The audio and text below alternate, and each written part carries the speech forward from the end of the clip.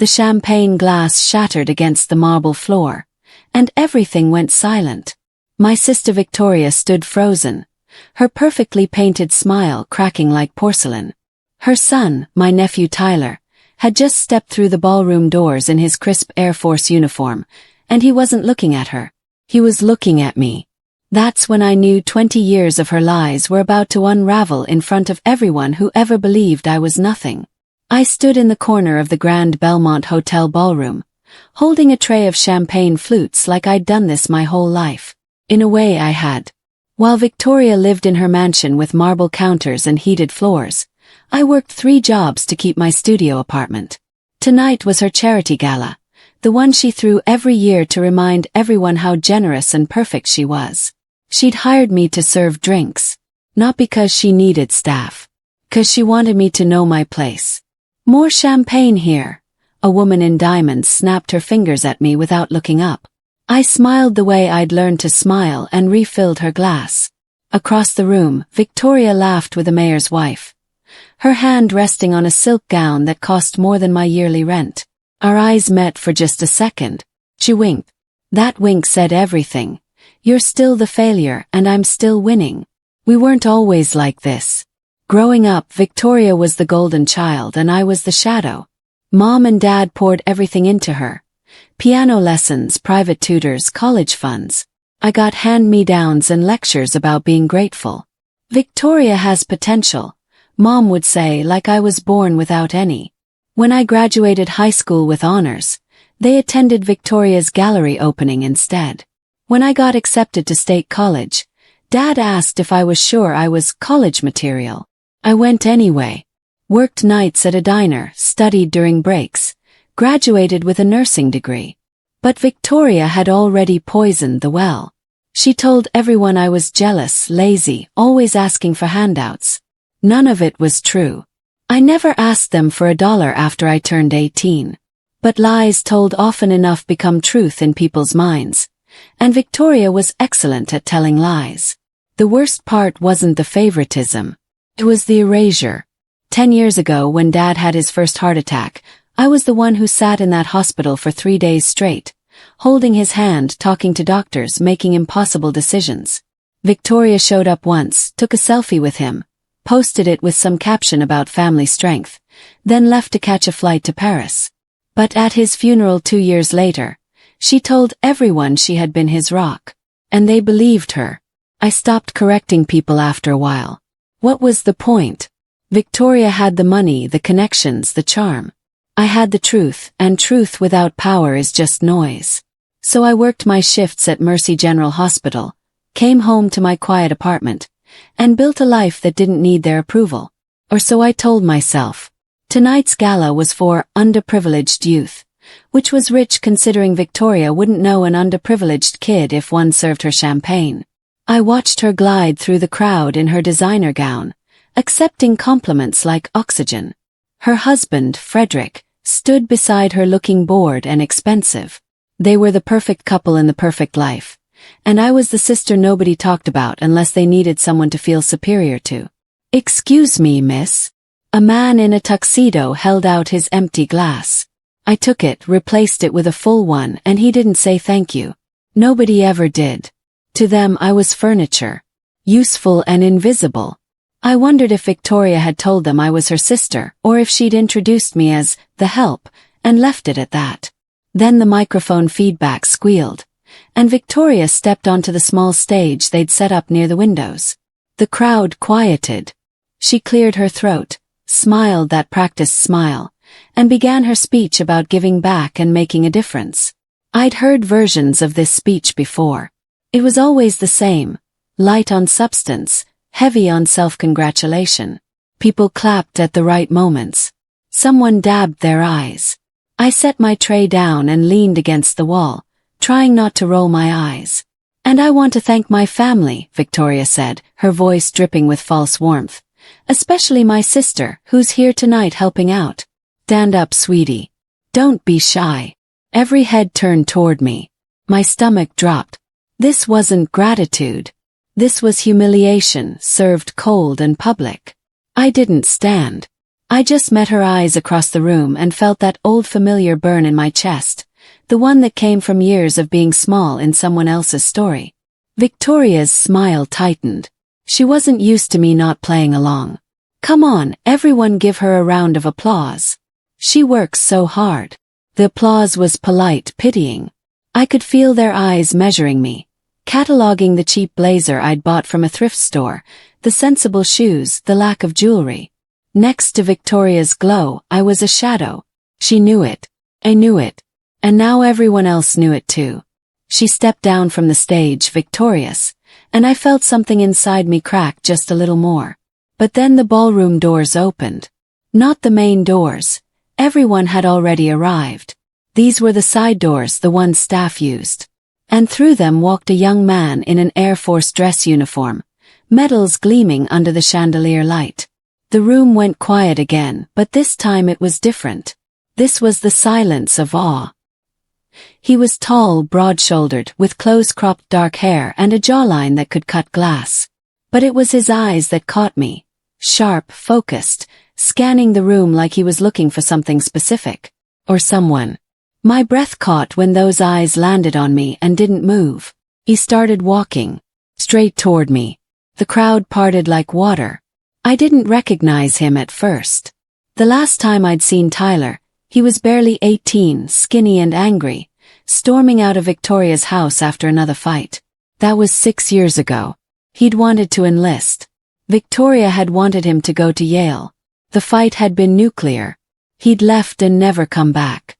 Victoria told everyone he was finding himself, and changed the subject whenever his name came up. But this wasn't the boy I remembered. This was a man, decorated and dangerous looking, and he was walking toward me with purpose. My heart hammered. Behind him, I saw Victoria's face drain of color. She stepped forward, mouth opening, but Tyler didn't even glance at her. He stopped 3 feet in front of me and then, God, I'll never forget this, he saluted. Full, crisp military salute. Right there in the middle of her gala. Me. Aunt Diane, he said, his voice steady and clear. It's good to see you again. The room erupted in whispers. I stood frozen, my hand halfway to my mouth, unable to process what was happening. Tyler lowered his salute but didn't break eye contact. I'm sorry it took me so long to come back, he said quietly, just loud enough for those nearby to hear. I should have done this years ago. Tyler. Victoria's voice cut through the murmurs, shrill and desperate. What are you doing here? He turned to face her then, and his expression went cold. Hello, Mother. Nice party. The tension was thick enough to choke on. Frederick appeared at Victoria's elbow, his face tight with confusion and something that looked like fear. Tyler didn't flinch. He'd walked into hostile territory before. I could see it in the way he carried himself, the calm confidence of someone who'd faced worse than a room full of rich people in fancy clothes.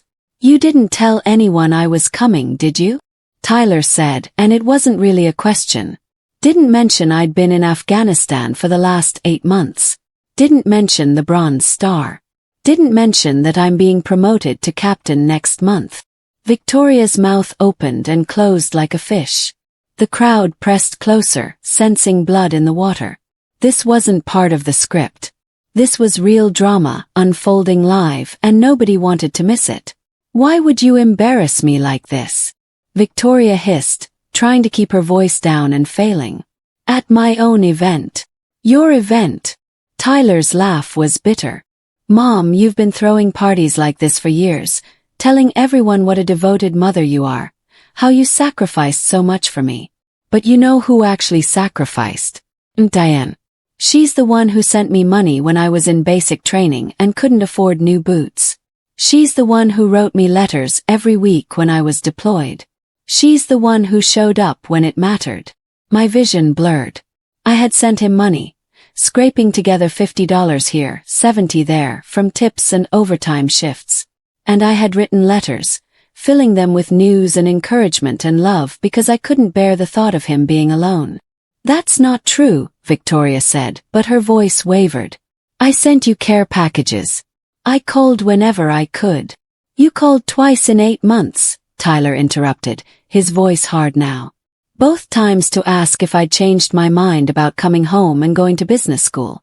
And those care packages. Aunt Diane told me she's the one who packed them. You just signed the cards. The gasps were audible now. A woman near the front actually had her phone out, recording. I wanted to disappear into the floor, but Tyler reached out and gently took my hand. His palm was calloused and warm and steady. I came here tonight because I wanted everyone to know the truth, he said, louder now, addressing the whole room. My Aunt Diane is the strongest, kindest person I know. She worked herself to the bone to help me. And my mother has spent years making her feel worthless. Victoria's face went from white to red. How dare you, she breathed. After everything I've given you. You gave me things, Tyler said. Aunt Diane gave me love. There's a difference. Someone started clapping. Just one person at first, slow and deliberate.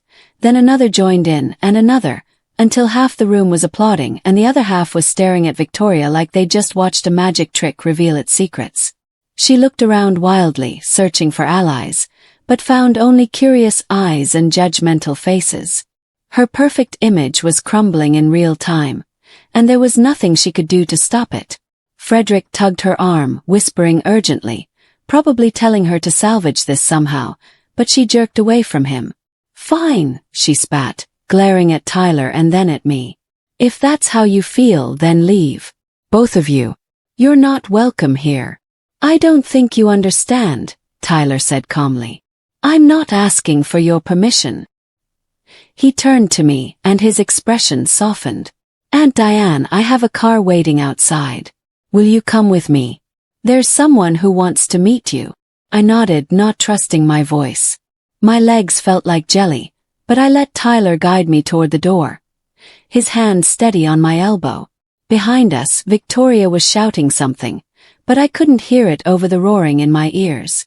We walked past the staring faces, past the champagne fountain and the ice sculptures and all the expensive pretending, and out into the cool night air. The valet had already pulled up a black SUV. Tyler opened the passenger door for me, and I climbed in, feeling like I was in a dream. Where are we going? I finally managed to ask as Tyler pulled away from the hotel. Somewhere better, he said, glancing at me with a small smile. I want you to meet my commanding officer, Colonel Hayes. He's retiring next month, and he's been mentoring me since I enlisted. I told him about you, about everything you did for me. He wanted to thank you personally. My throat tightened. Tyler, you didn't have to do that back there. I know Victoria's your mother. She stopped being my mother the day she told me I was throwing my life away by serving my country, Tyler said quietly. And she stopped being worth defending the day I realized she'd been lying about you for years. I knew you were the one sending money. I knew you were the one who cared. I was ashamed it took me this long to stand up for you. We drove through the city, past the bright lights and expensive restaurants, toward a quieter neighborhood near the waterfront. Tyler pulled up in front of a small seafood restaurant with warm lights in the windows and a hand-painted sign that read, Captain's Table. Inside, a man in his late 50s stood up from a corner booth. He had silver hair, kind eyes, and the same posture Tyler had. Military straight but somehow relaxed. You must be Diane, he said, extending his hand. Tyler's told me a lot about you. I'm James Hayes. I shook his hand, still dazed. Tyler guided me into the booth, and a waitress appeared with menus and warm bread. For the first time in hours I felt like I could breathe. Your nephew is one of the finest young officers I've had the privilege to serve with, Colonel Hayes said, looking at me with genuine warmth. And from what he's told me, you're a big reason why. I tried to be there for him, I stammered. It wasn't anything special. It was everything, Tyler said quietly. When I was at my lowest, when I thought I'd made a mistake enlisting, your letters kept me going. You reminded me why I was doing it. You believed in me when nobody else did. The colonel nodded. That kind of support is rare. And it matters more than you know. Dinner passed in a blur of conversation and laughter. Tyler told stories about his deployments, about the friends he'd made, the missions he couldn't talk about but hinted at with a grin. Colonel Hayes shared his own stories from 30 years in the service. And I just listened, feeling something unfamiliar blooming in my chest. Pride. Belonging. Worth. There's something else, Tyler said as we finished dessert. He pulled an envelope from his jacket pocket and slid it across the table to me. I've been saving my deployment pay. I don't need much. The military covers most of my expenses. And I wanted you to have this. I opened the envelope with shaking hands. Inside was a check. My vision blurred as I read the amount. $15,000. Tyler, no. I can't. Yes, you can, he said firmly. You've been working yourself to death for years. You've never taken a real vacation. You drive a car that barely runs. This is me paying you back for all those $50 checks you sent when you probably couldn't afford them. Please, let me do this. Tears spilled down my cheeks. I couldn't stop them. Colonel Hayes discreetly signaled the waitress for more napkins, and Tyler reached across the table to squeeze my hand. You deserve good things, Aunt Diane, he said softly. You always have. When Tyler dropped me off at my apartment later that night, I sat in my car for a long time, staring at the check in my hands. $15,000. It was more money than I'd ever had at once. More than that, it was proof that I hadn't been invisible, that the sacrifices had mattered, that love, even when it's quiet and unnoticed, leaves marks on the world. I went inside and sat on my sagging couch in my tiny living room, and I let myself cry. Not sad tears, relief tears, vindication tears. For 20 years I'd carried the weight of being less, and in one night, that weight had lifted. Victoria's lies had been exposed. Tyler had chosen truth over comfort. And I had been seen. The next morning my phone exploded. Text messages, missed calls, voicemails. Most were from people I barely knew. Acquaintances from the hospital, old high school friends, distant relatives. They'd all seen the video. Someone had posted it online, and it was spreading fast. Military hero exposes mother's lies at charity gala. The comments were brutal toward Victoria and overwhelmingly supportive of me. There were messages from Victoria too. Dozens of them. Angry at first, then pleading, then angry again. I deleted them without reading most of them.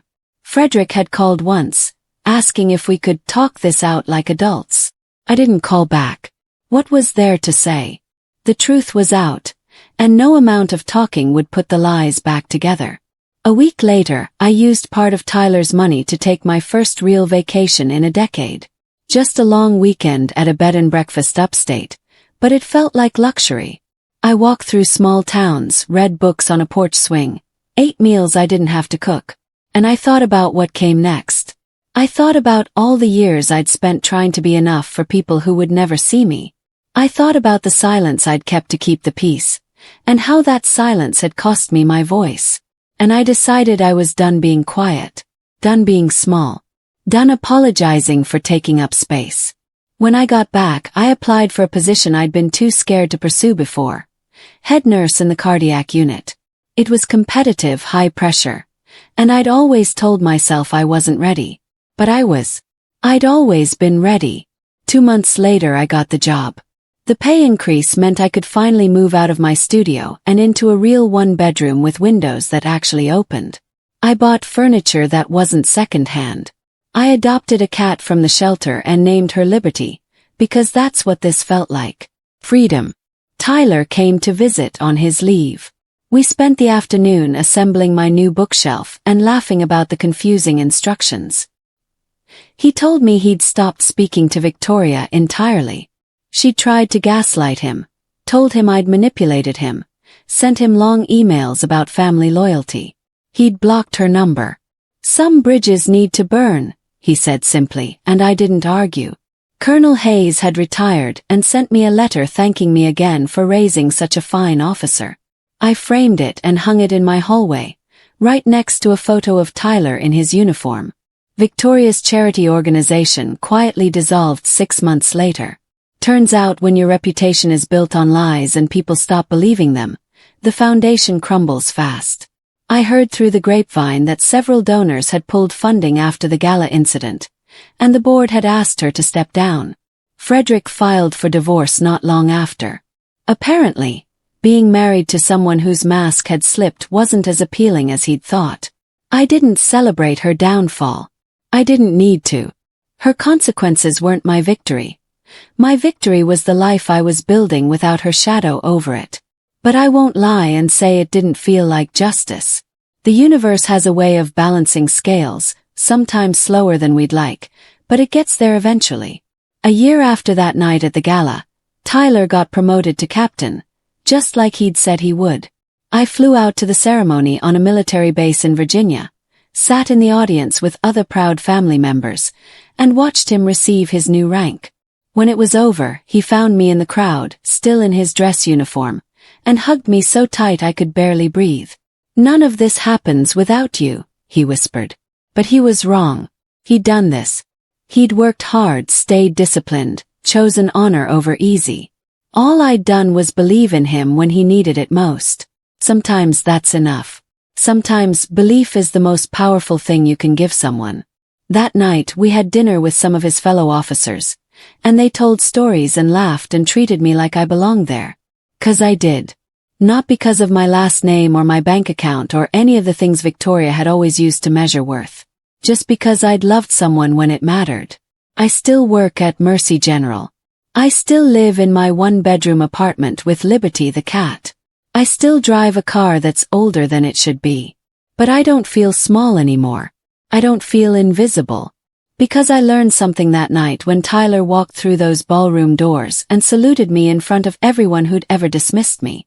Your worth isn't determined by the people who can't see it. It's determined by what you do when no one's watching. By the kindness you show when it costs you something. By the love you give even when it's not returned. Victoria spent her whole life collecting applause, and in the end it meant nothing. I spent mine giving quietly, and it meant everything. The last time I saw Victoria was at a coffee shop downtown. She was alone, looked older, tired. Our eyes met across the room. She didn't smile. Neither did I. We just looked at each other for a long moment, and then I turned and walked away. There was nothing left to say. The girl who'd spent decades trying to earn her sister's approval was gone. In her place was a woman who knew exactly what she was worth. And it was more than Victoria ever gave me credit for.